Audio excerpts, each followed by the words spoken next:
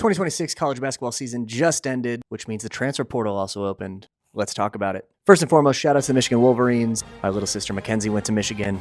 I visited Ann Arbor. Love that place. Shout out to Kymack, Langer, Katz, Danny Miller, all the Michigan boys that I know. Stoked for Michigan getting done. Yaxel Landenborg was my number one transfer portal prospect. He didn't have a great game.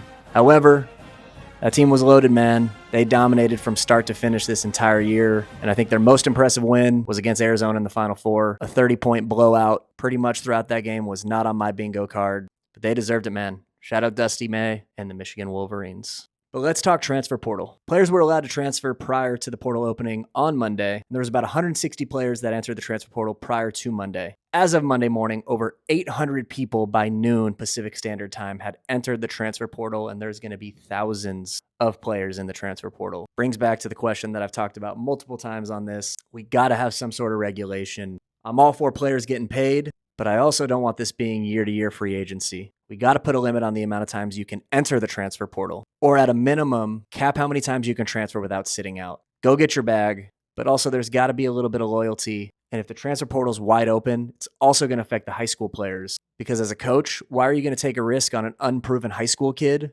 over spending some money and getting a guy that has done well at the D1 level or the JUCO level?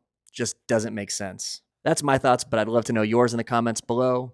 Again, shout out the Wolverines. Good for Michigan. Go blue. But let's fix this transfer portal. And if you like sports, give your boy a follow.